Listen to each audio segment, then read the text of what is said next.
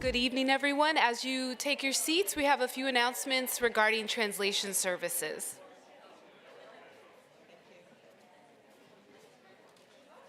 Good evening. My name is Aline. My pronouns are she, her, and today we will provide interpretation in Haitian Creole and Spanish with MARB language services to ensure that we all can have access to today's conversation in the language that we prefer.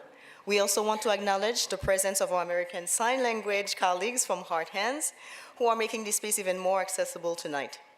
Today's program will be in English. For those who prefer Spanish or Haitian Creole, we have devices available so we can hear in Spanish or Creole in real time. They are located at the top left of the auditorium, and if you'd like for us to bring you a device, please raise your hand, let us know which language you prefer it into, and then we'll make sure we bring it to you, or while we're still introducing, you can actually feel free to go up the auditorium, to the top of the auditorium and get your device. For those of you watching on YouTube Live, we do have phone lines available for you to listen to the interpretation to, and we will provide them in Spanish and in Creole during that presentation. Bonsoir tout le monde. Non moi c'est Aline, pronom moi c'est Li pour fille, et jeudi à nous pral ban interprétation en créole haïtien avec espagnol avec MARB Language Services pour assurer nous que nous tous gain accès à conversation jeudi dans langue de choix nous. Nous t'aimeons tout reconnaître présence collègue nous yo qui by signe américain avec Hard Hand qui fait espace ça encore plus accessible à soi. Programme jeudi après en anglais. Pour moun qui t'a préféré tendre conversation ça en espagnol ou bien en créole haïtien, nous avons un petit appareil qui est disponible de façon à ce que nous attendons en espagnol ou bien en créole en direct. Yo là nous monter en haut sous côté gauche auditorium nan n'a pas joindre un monde qui ba nous li ou du moins si nous préférons que nous porter le ba nous directement nous ca toujours lever mais nous dis nous qui langage que nous t'a préféré joindre li et puis n'a porter appareil là pour nous. Pour nous même cap garder session ça en direct la caille nous si nous t'a remet écouter li en créole nous ca composer 305 901 26 92 encore 3 05 901 2692 pour nous participer. Merci à tous. Buenas noches, mi nombre es Melissa Nieto, yo soy una de las integrantes del equipo de interpretación para la programación de esta noche, MARB Interpretation Services, quienes junto al museo están cumpliendo su misión de hacer de que estos eventos puedan ser escuchados por las personas en su lenguaje de preferencia. El evento de esta noche será en inglés y nosotros estamos ofreciendo servicios en español y en creole. Se ofrecerá el servicio tanto en el lugar como en línea. Para las personas que están aquí pueden encontrar los equipos en la parte superior izquierda, pueden ir a recogerlos si así desean o al mismo tiempo nos pueden indicar y nosotros los podemos distribuir. El canal para escuchar en español será el número 1. Para las personas que se encuentran en línea, les invitamos por favor a llamar al siguiente teléfono, 786-665-8802. Quisiéramos también agradecer al equipo de interpretación del lenguaje de señas Hard Hands. Muchas gracias y disfruten la programación.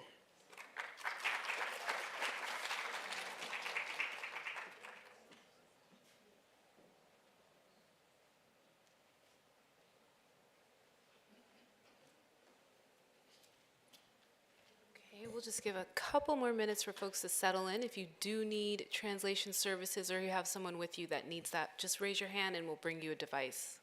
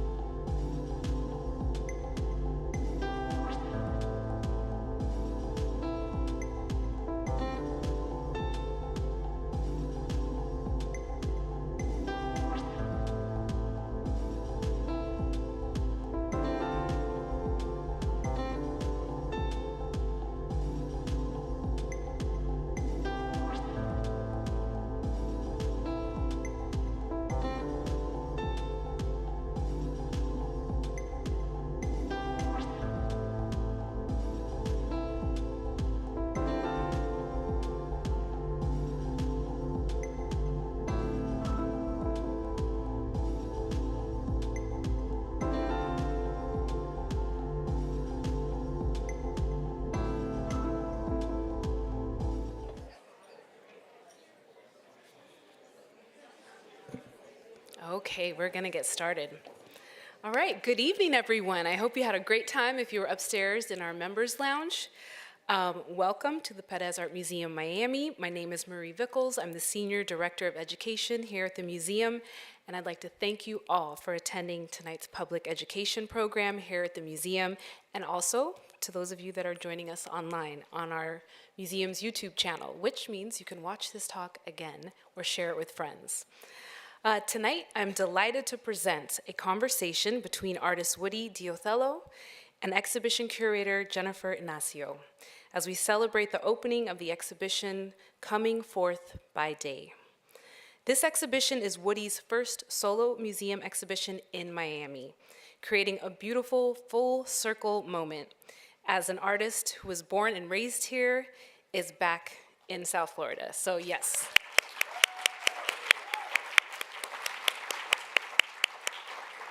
Welcome back, Woody. It's really wonderful to celebrate this moment with you and your family. So truly, truly a blessing. Tonight is, of course, a celebration. So that means music and dancing after tonight's program. Immediately following the talk, join us on the outdoor terrace for our PAMMSonic Fall DJ series featuring Paperwater, as they create a captivating blend of Afro, tech, and deep house, fusing Caribbean and African diasporic rhythms with progressive electronic textures. The art extends into sound. On your way outside, make sure to also get a copy of the exhibition catalog with Woody, so generously offering to sign some of those catalogs tonight. He'll be doing that at the top of the stairs as you exit the auditorium. Of course, a few acknowledgements before I pass the mic. I'd like to first acknowledge and thank all of our board members that are here tonight. Thank you for your ongoing and continued support. It means so much.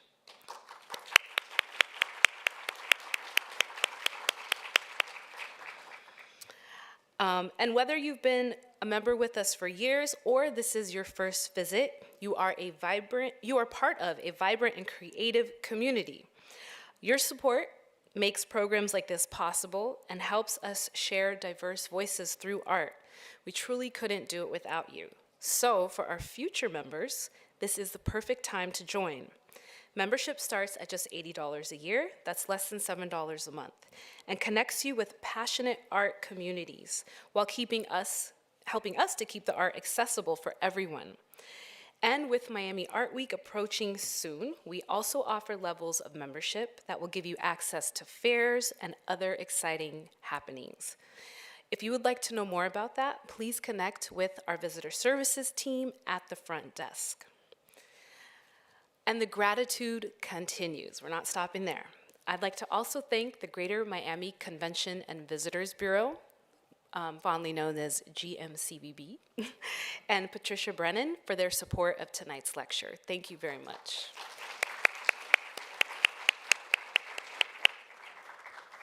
Also, big thank yous going out to the teams here that made this possible. David Miller, our Adult and Public Programs Manager, our stellar audio-visual team, Denise Faxis and Andrew Bird, with Lazaro Yanis on video and cameras, thank you. Eleni Lacrant, our social media manager, and all the departments here at PAM, especially our visitor services, Pritchard maintenance, and security teams that help us put all of this together. It's a big lift. And we quite literally could not present tonight's program without them, so let's give it up for them.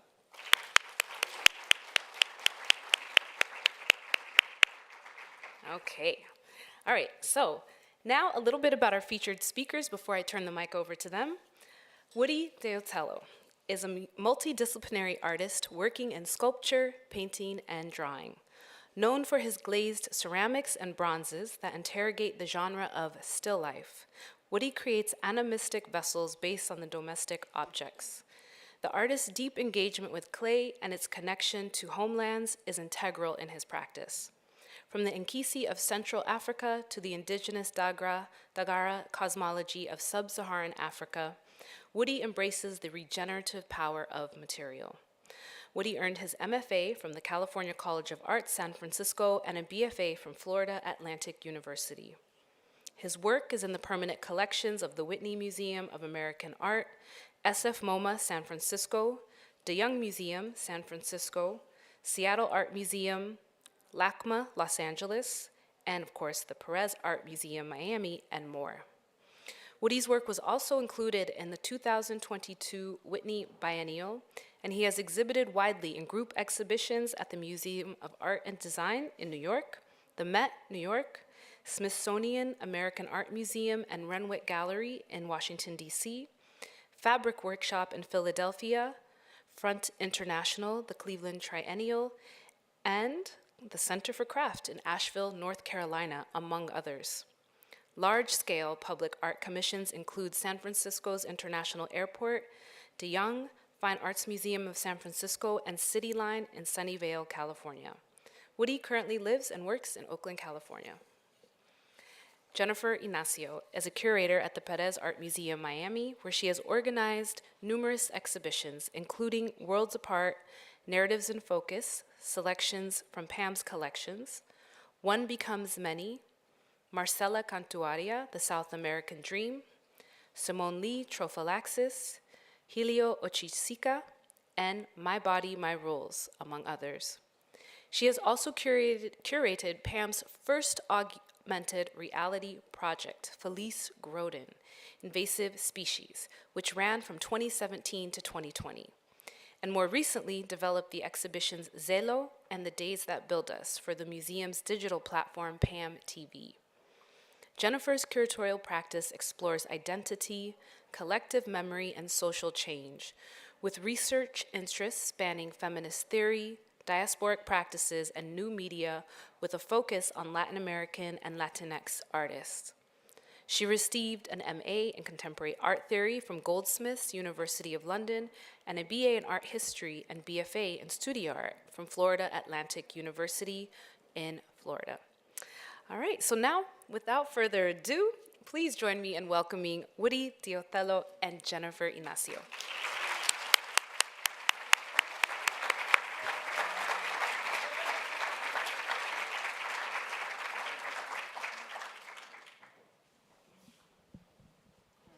Test. Wow. Hello.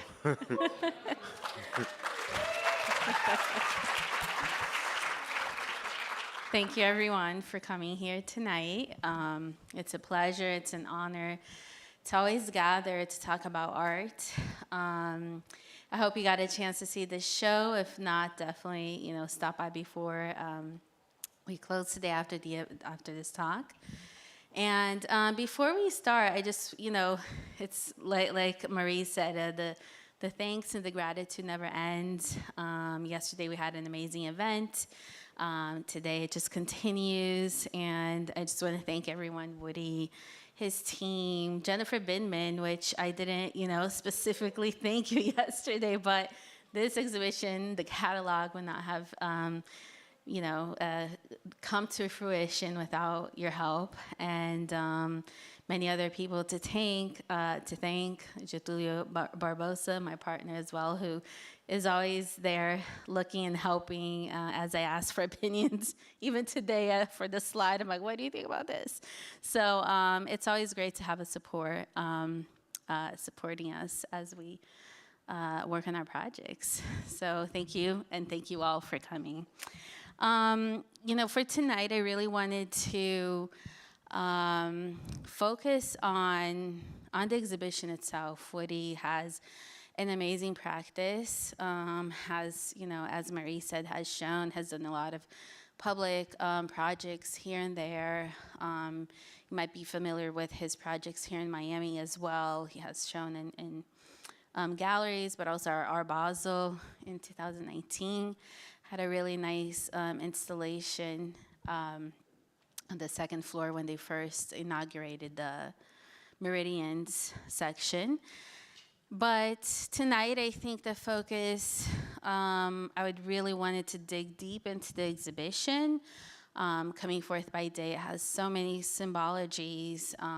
We can have, we prepared a slideshow, and I think the best way is just have the images looping continuously. We're going to, and we can start now, Andrew, if you can. We'll just have the images looping throughout, and we'll address it. But I think I wanted to start by asking about the title, by asking where that comes from. And yeah, so tell us more about Coming Forth by Day.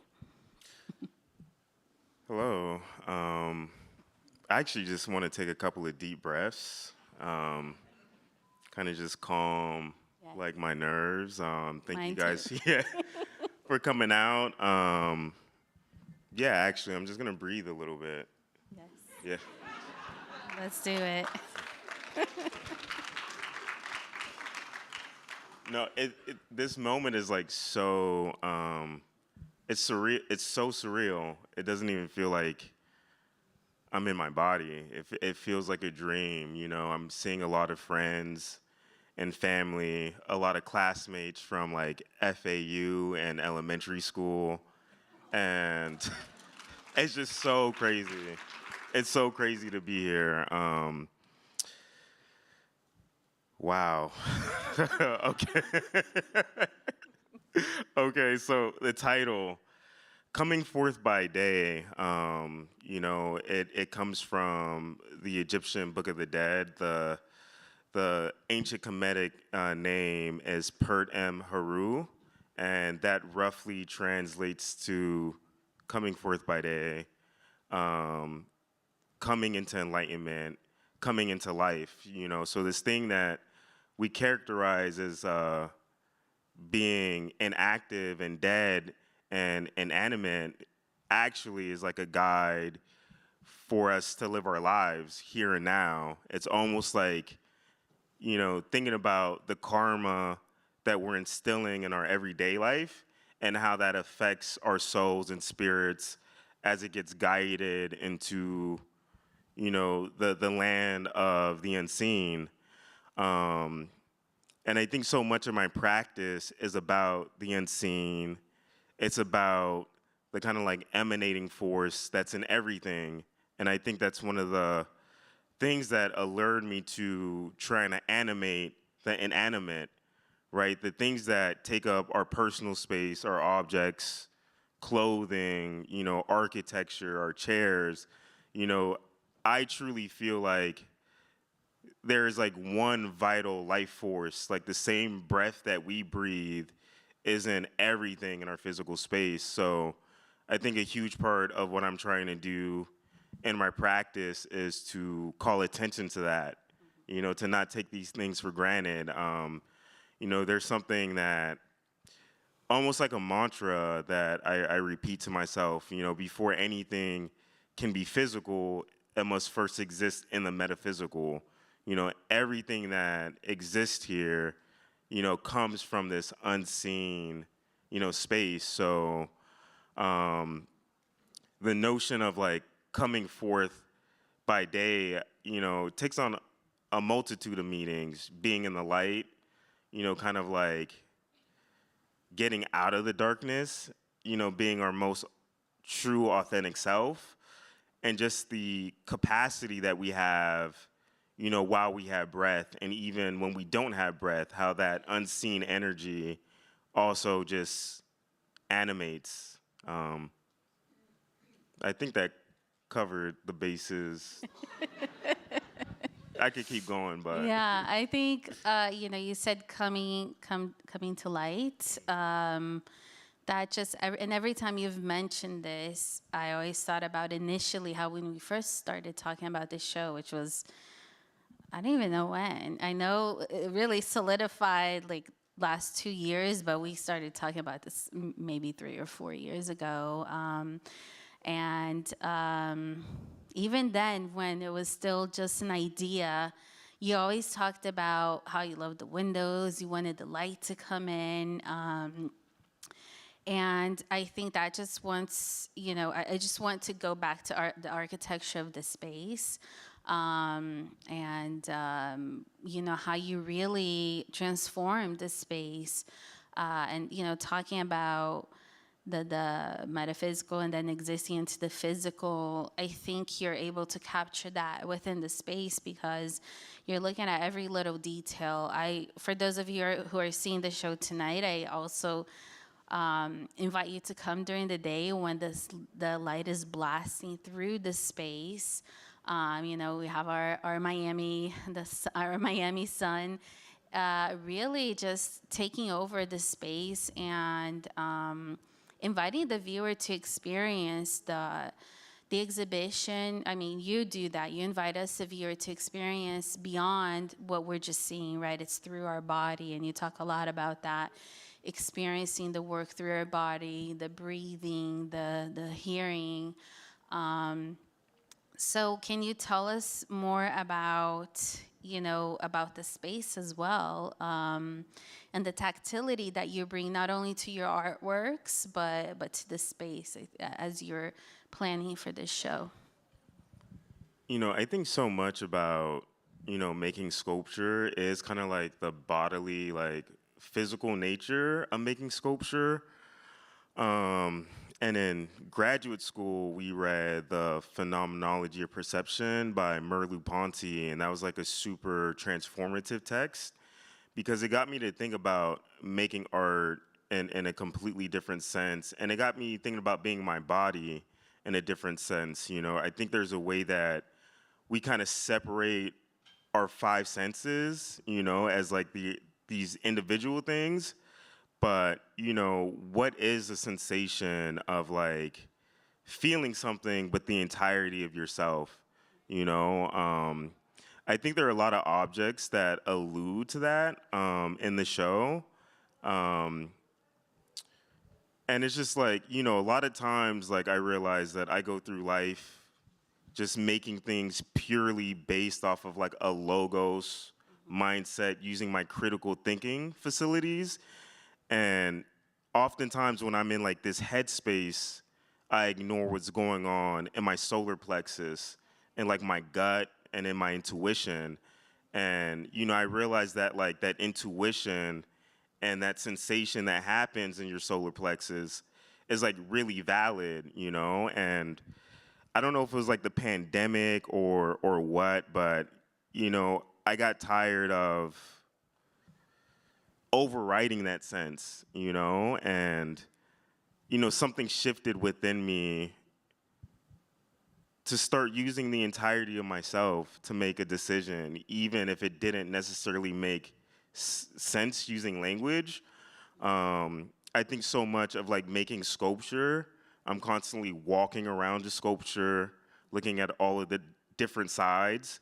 And, I want that to be present in the viewing experience. I think there's something about making something in the 3D that really forces you to kind of like navigate your body in conjunction with an object. It's almost like a collaboration. And, with this show, more so than making objects to like look at and to be perceived, I almost wanted the objects to feel like, just a little kind of like, I guess like token or it's a type of like simulation, to kind of put the viewer in their bodies, to kind of like, almost as if it's just like, how do you kind of become more aware of yourself in conjunction to like an object or a space or a smell or a sound. So those were the things that really kind of like factored into a lot of my decision making and making this work. But I think that's been a huge part of my practice. So.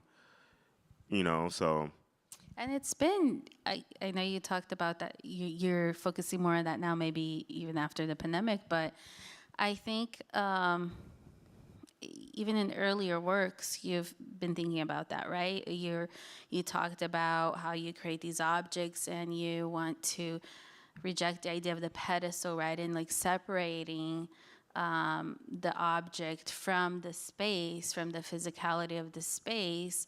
And that's why you started creating these bases as, a base for the ceramic works, but then it becomes a whole, sculpture in and of itself. And we see some examples here in the show on the round plinth, which has, a couple of the freestanding sculpture pieces with the wooden bases, and we saw some examples here. And I think that's a good segue into talking about how you started working with that with ceramic bases, but now most recently started bringing wood into that form as well as wooden bases. But now we see wood becoming more present in different forms into your practice. Yeah, I think the basis, probably started in undergrad at FAU. Making ceramics and working with the material, it's such like, or at least the ways that I work with it, there's no hard edges in any of the ceramics. And I feel like early on when I was in undergrad, I was putting stuff on pedestals and I was like, oh, something doesn't like feel right here. And then after FAU, I did a residency at the Armory Arts Center and I was making like strictly like figurative works, like full scale like figurative works. And then, it wasn't enough just to have the figure by itself in the space. So I started creating these like installations and environments for, the sculpture to kind of give it as much context as possible. So I see like that kind of like seed has been there for, a long time. And yeah, I feel like making things out of ceramics that made sense. And, with ceramics, at least for me, a lot of times I was like limited by the scale of the kiln. So I couldn't make things like over 24, like 30 inches tall. And then I was hoping to make work that was more relation to the physical body. So I started thinking about, ways to incorporate other materials. And, I feel like I've been wanting to like delve into woodworking for a long time. I felt like I spent a lot of time talking about it before I started actually, trying to like figure it out. And there's just like a synergy with like the material, ceramics comes from the earth, wood comes from the earth, and it just almost makes sense together. And then, somewhere along the line, it dawned on me that my name is Woody, so it makes sense that I should like try and pick up woodworking. So I love that. sometimes you don't even have to overthink it. The nose is like, the answer is right underneath your nose. I love that. Oh, I love it. I was hoping you'd say that because I loved the first time you said that. You touched on something really interesting. Yeah, the wood, the ceramic is all very organic. It comes from the earth, and I think that's such a very strong theme within the show. We see that in some works, but especially in the bronze sculpture. Oh my gosh, I need to remember. There's a lot of works in this show, and I can't remember the title. But the bronze, I think, the bronze sculpture has that element. And I remember first talking in your studio about it when you were working on it. It has these roots elements coming from the earth, and we were talking about the texture that we wanted in the wall as well. This like clay, earthy, very organic element that you wanted to bring to the show. Could you talk a little bit about the bronze sculpture? The bronze sculpture, one becomes two, then two becomes one. Yeah, I think there's this way that, I'm just thinking about like non-duality, non-duality in the sense of like the illusion of separateness,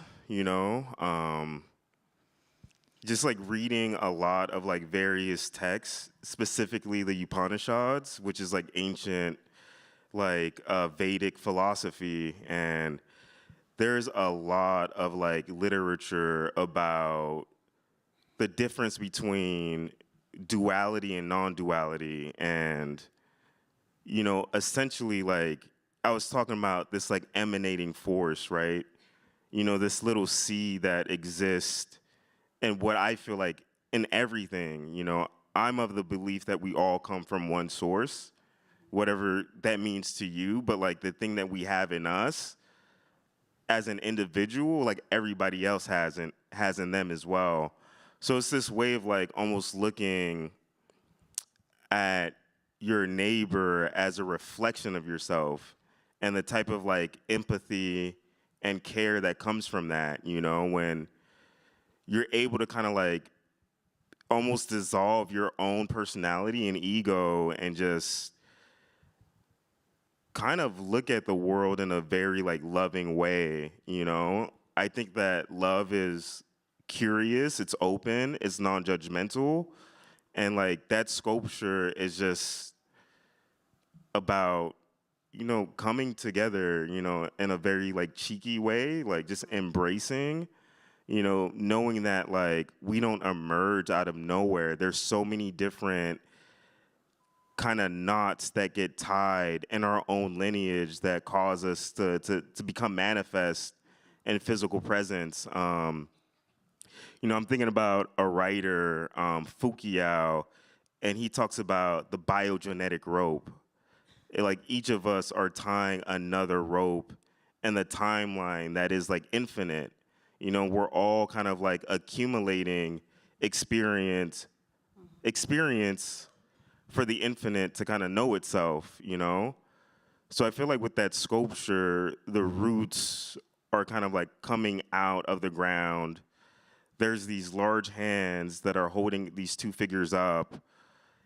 And, you know, it's just to say that, you know, we kind of don't come from nowhere. We come from the experiences of everything that's happened in our family and everything that's happened around that, you know? So how do you kind of like use these symbols to kind of like point towards that? And I think for me, that's a really radical way to look at the world for my own personal experience, you know, in the sense if like I'm in a car and somebody cuts me off, I can't get mad because I've been there before. I've been in a rush, I've been stressed out, you know, so when somebody does it, it's just like, am I able to have like a pause and just like not get like mad and flip them off and just be like, I hope that you get on your way safely, because I've also been in that situation as well, you know, so yeah. I love. That's what I love about this show, because in my essay for the catalog, I think I was talking about the space that you're creating, and even referencing the Mark Rothko Chapel in Houston, where, you know, of artists creating these spaces of contemplation.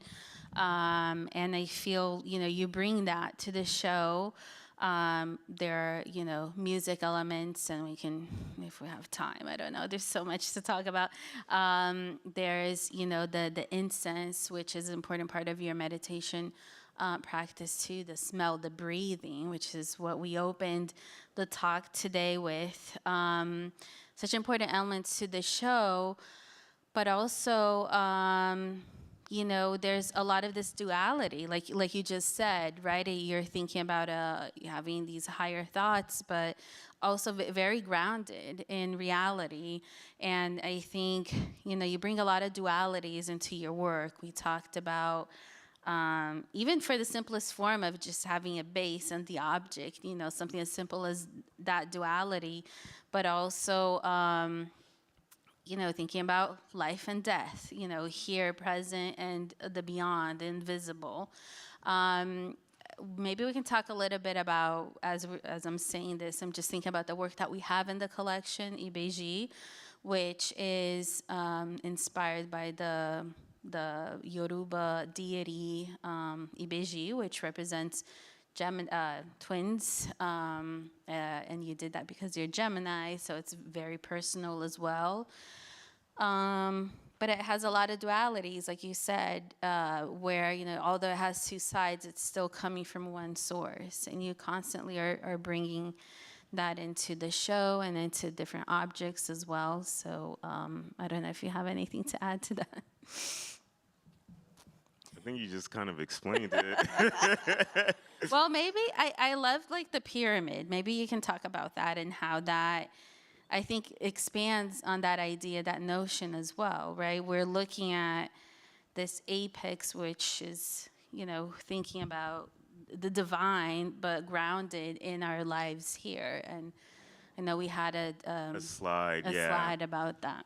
Yeah, I read this book last year called The Science of Being, and it was just like a book on how to try and find peace in your physical form. And there was like this, I believe it was on here, it came up. There was like a graph of a pyramid, and the author talks about being in physical carnation, because we have life, we have a mind, and once we have a mind, we seek truth, and hopefully that truth leads us to love. And all of those things are the pillar, the 4 points of the pyramid, and all of those act together for us to kind of like find our spirit self, our soul self. But the pyramid has been like really resonant, just in a lot of like readings that I've been doing in terms of like recentering ancient Egypt, ancient Kemet, and kind of like, a lot of the things that I have been digesting, just like are talking about the African contributions to early ancient Egypt, So there's this way that the pyramid has just been sitting in my subconscious as well as a lot of other people's subconscious. I feel like Egypt is just like the cradle of civilization. And, a part of like my art making is kind of like unlearning a lot of like notions of Western thought and kind of like recentering my myself in more Afrocentric views, recontextualizing my relationship with Catholicism, and adding, various like pre-colonial thought and theology, Yoruba, Bantu Congo, Dogon, and just getting a sense of like the breadth of experience not tied to this like really traumatic thing that's happened. So in a lot of ways, the pyramid is almost like a symbol, I don't know, I guess to help transcend that, to transcend your physical self and become more aligned with, the light, But I feel like that's something I'm probably going to be unpacking for a while. There are like other iterations of this exhibition where I thought instead of the pyramid, it would be a staircase, like you climb up this thing. And the way that the pyramid kind of like came together is like I was wanting to kind of like create a vehicle where multiple small things could go coexist in a larger kind of form. So I think I essentially wanted to set myself up in the studio to kind of like make without discrimination, just make whatever I wanted to make and almost like overproduce and then figure out what elements kind of like fit into the pyramid. It was really like a lot of play involved with thinking about what would go in there. Yeah.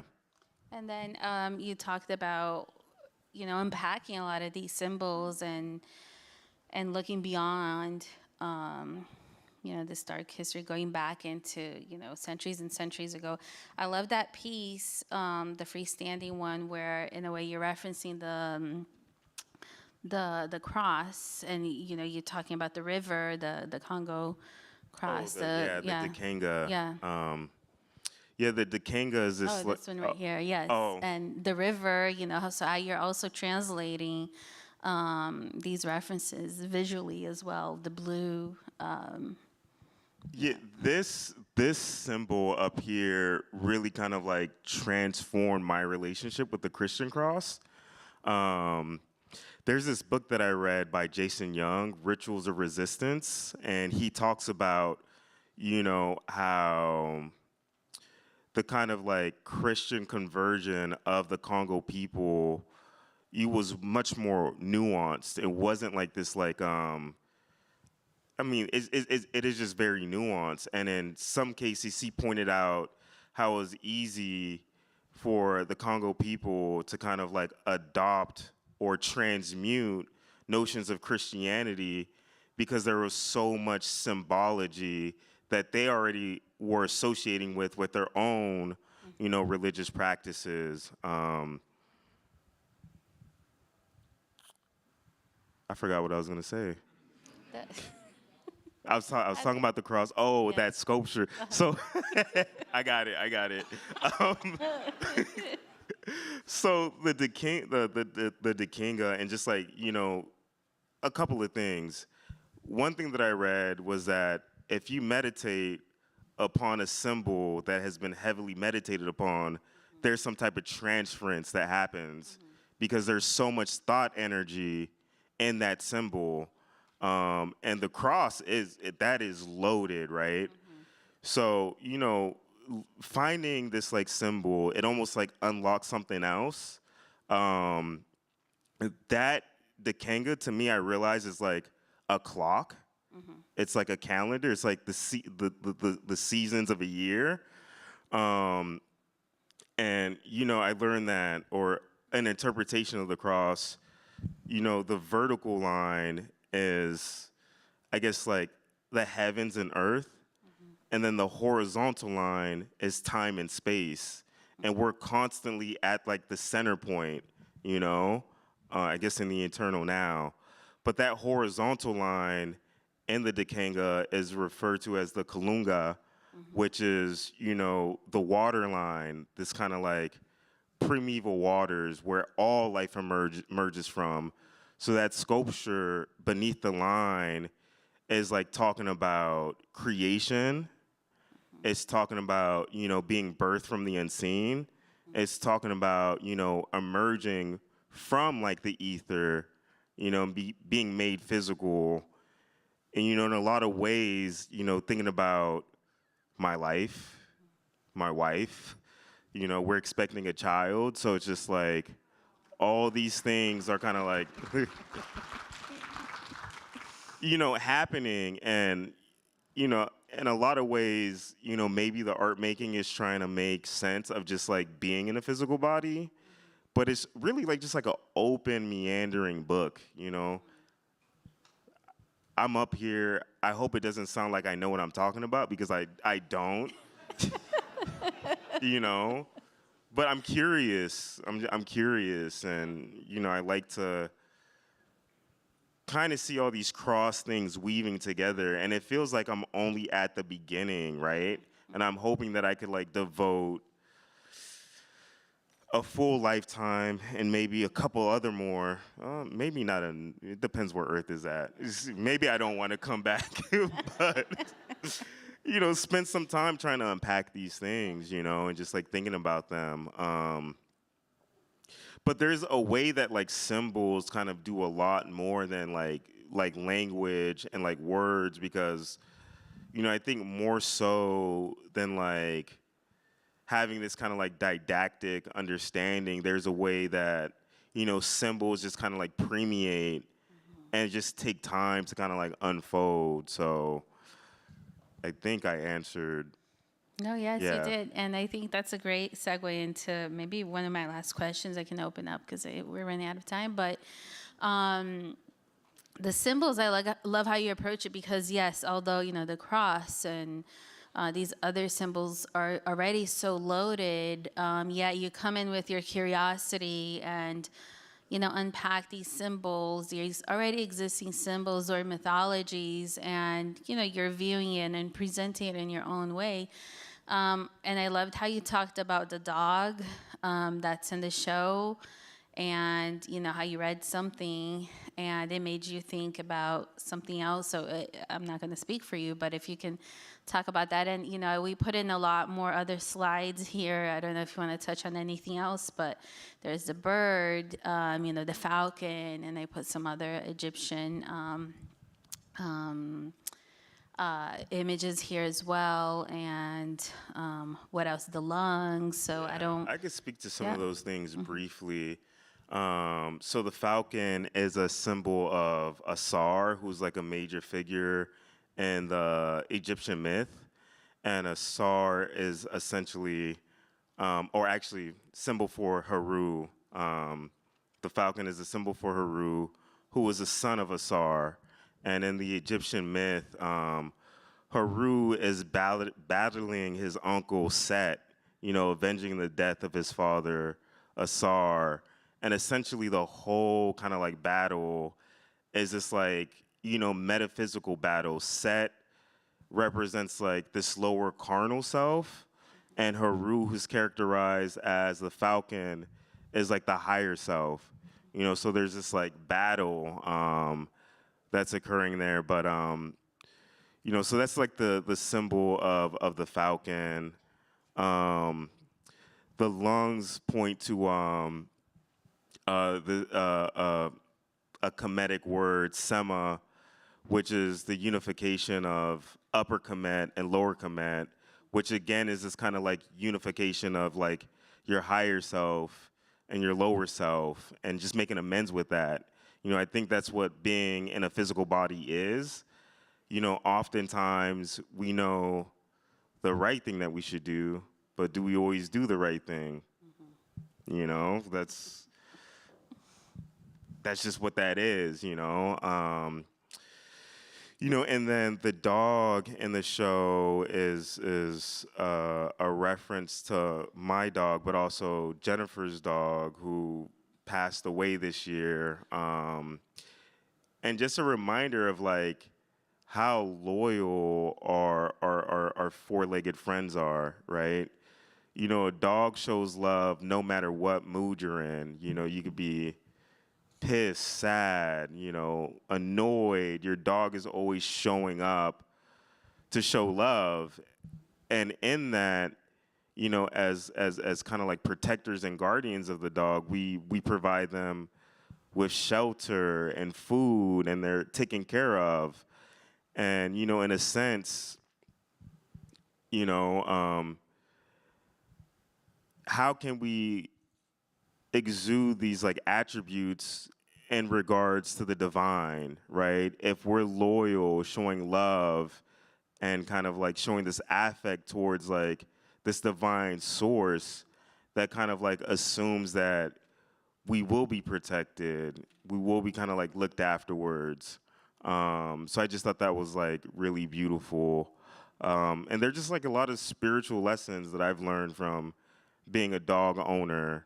When the news is on, my dog is just stretched out, not giving a damn about anything in the world. And it's always a reminder that, I could afford to let some of that more into my life, Yeah, that's all I got to say about that. I love that. Thank you, guys. I think, thank you so much, Woody. Let's open up for some questions if there are any. If not, I have a few that I didn't. Yes, over here. Oh, go. Is David, okay, David, someone will come down and bring you the mic. Just give us a second. Okay.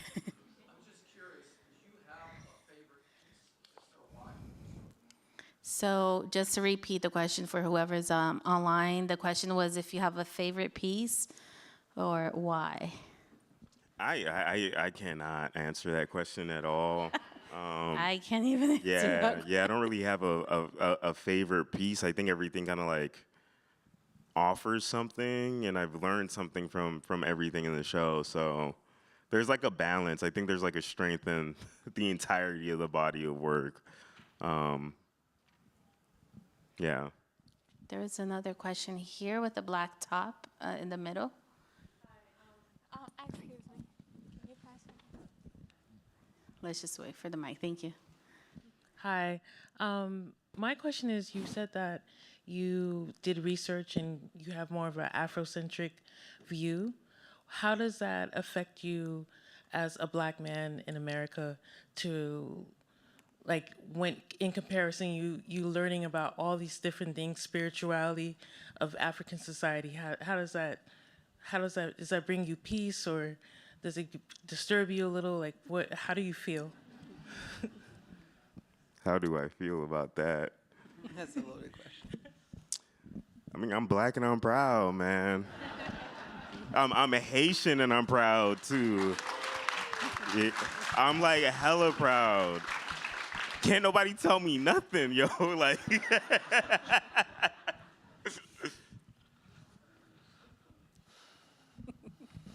Yes.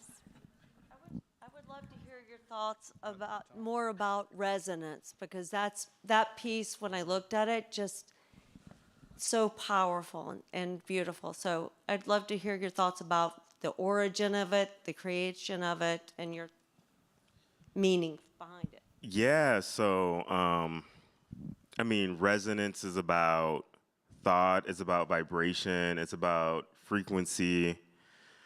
It's about, again, attuning ourselves more towards this like higher version versus like this lower version, right? And not to say there's anything wrong with it, because we need the duality to make sense of both. So with that piece, there's like the snake at the bottom, which I thought was going to be its own separate piece, and it's like base. And I had a title for the snake, Veils of Negative Existence. It's almost like taking a bite out of the forbidden fruit, and then you become really attuned to your carnal, animalistic, your fleshy self, right? And the figure on top is like just like pointing towards the ether, the unseen, with its like hands like kind of like spread out, trying to call in, calm, pure, loving, sustaining energy. So that's a little bit about what that piece is about. And also, I think what I wanted to talk about that piece too is the hands, right? Which we see in it's reaching out. Can you talk a little bit about that as well? Not only in this piece, but the hands in many of your other works as well. That is consistently present. Yeah. I mean, I'm grateful for my hands because they give me the ability to create, to receive, to give, to touch, to be touched. It's like the perfect metaphor for being in physical existence, to be able to build and to take down. I feel like a lot of times with like my meditation practice, if I'm needing some extra like energy, I'll like put my hands out and I'll kind of like feel or like ask to feel like life source flowing into like my body, and I could actually feel it. It also points to like just like the rich history of hands in like various religious statuary too. Like I think about, the Buddha or, a lot of like African statuary. The hand is always like just like resonant. So yeah. Yeah. Over here. I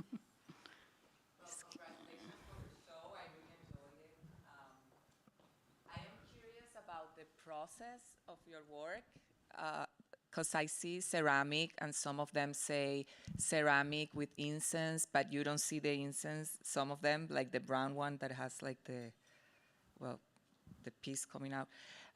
Is it mixing the ceramic or, it's not showing right now. No, maybe that was my mistake because my mistake. The ceramic that has incense is the bird that has incense sticking out. Oh, okay. That was it. So if it's anywhere else, my bad. Oh, no worries. Oh, okay. I was wondering. You said mixing. Yeah. So, but like the large scale pieces, are they like you make it yourself, like with your own hands, that big? I'm just impressed. Like it's. So I would like to preface that, like, I have a lot of support in my studio. I have studio assistants. I work with various like fabricators, but with that, like, it's also important for my hand to be evident in the work.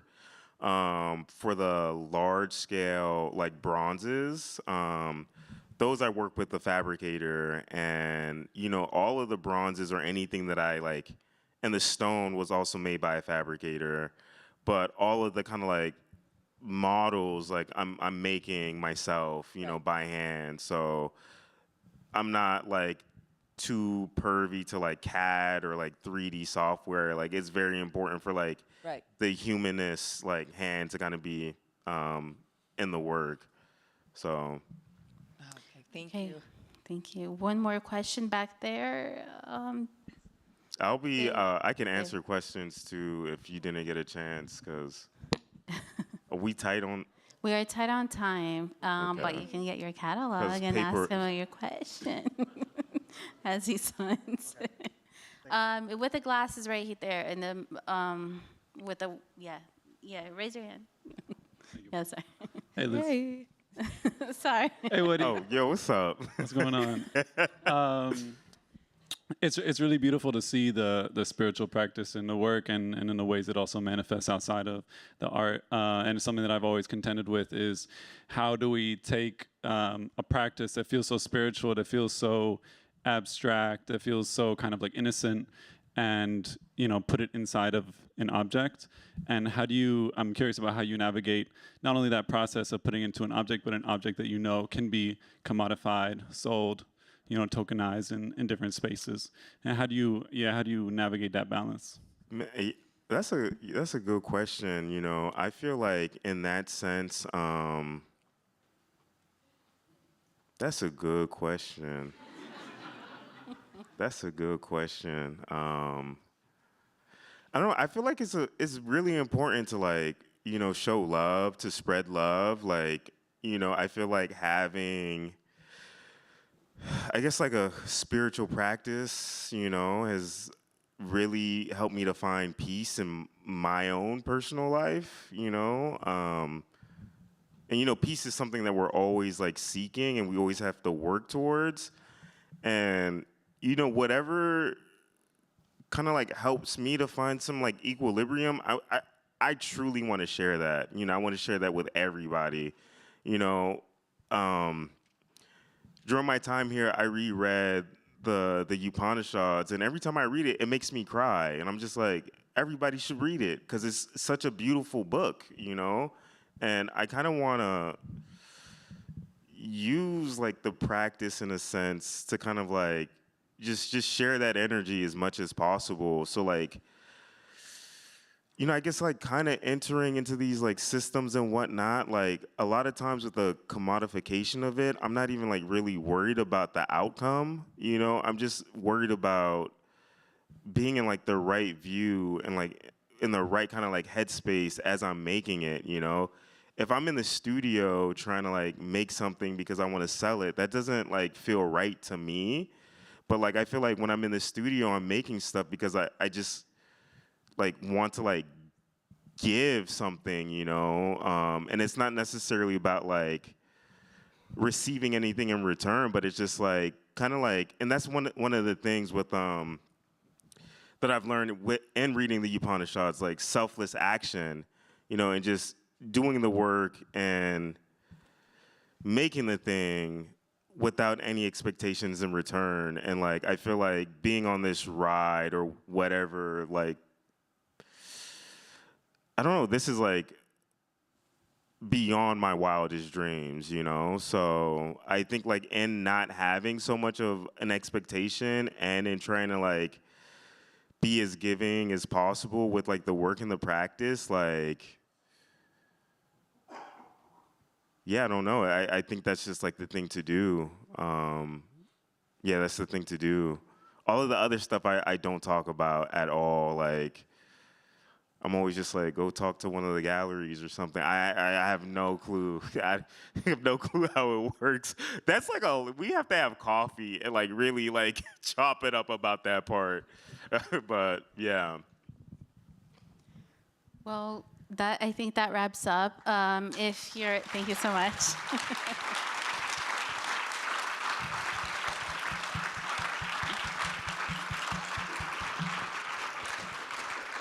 Thanks so much for coming. So as we said, we do have a catalog.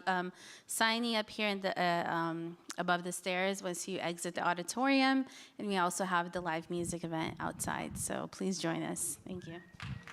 So much. We love you.